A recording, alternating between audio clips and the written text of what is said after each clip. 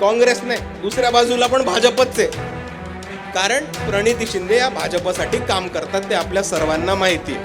आजची गोष्ट अशी आहे की ह्या निवडणुकीच्याच आधी प्रणिती शिंदे या भाजपमध्ये प्रवेश घेणार होत्या, पण त्यांना फडणवीस साहेबांनी सांगितलं थांबा, 3 महत्त्वाच्या निवडणुका येत आहेत. नगरपालिका येते, महानगरपालिका येते आणि जिल्हा परिषदच्या निवडणुका येतात. तुम्ही तोपर्यंत काँग्रेसमध्येच थांबा, सेटिंग करून भाजपचे सगळे उमेदवार निवडून आणा आणि मग प्रणितीताई काँग्रेसमधनं भाजपमध्ये प्रवेश घेतील.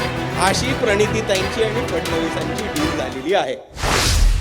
आणि दुसऱ्या बाजूला जाताना मला एक गोष्ट मांडून जायची आहे की आपल्या विरोधात कोण आहे माहिती आपल्या सर्वांना? भाजप.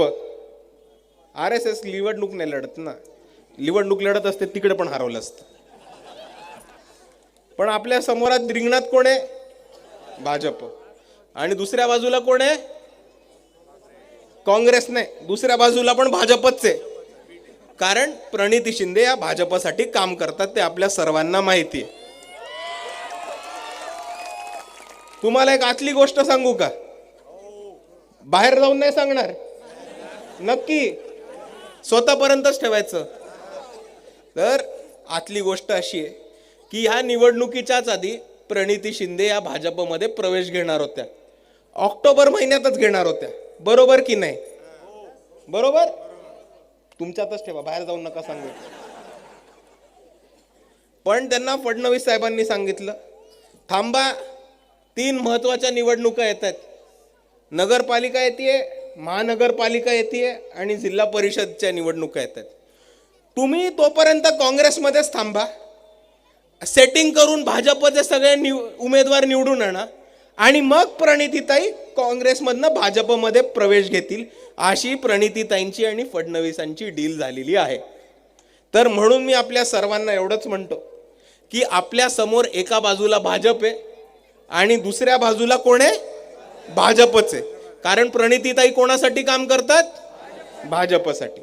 आणि म्हणून या परिस्थितीमध्ये जर भाजपला पाडायचं असेल तर आपल्याला एकच पर्याय, तो म्हणजे वंचित बहुजन आघाडी. आणि ह्यांची नाती खूप आतमधली आहेत भाजपशी. तुम्हाला एक 2-3 महिन्यापूर्वीचं एक उदाहरण देतो.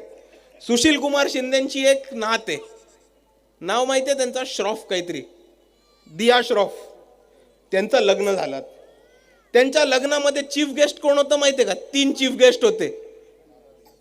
सगळ्यात पहिले शरद पवार, दुसरे कोण? अडाणी, आणि तिसरे कोण? फडणवीस. आता तुम्ही मला सांगा की हे भाजप काँग्रेस समोर समोर नाटक करतात, EVM वरती लढायचं, रस्त्यावरती लढायचं, पण ह्यांचे बिझनेस एक, ह्यांची लग्न एक, ह्यांची नाते गोते एक.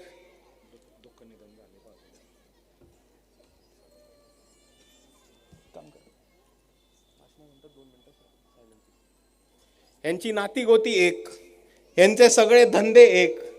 आणि प्रणितीताईंनी प्रवेश घेतला की ह्यांचा पक्ष सुद्धा एक.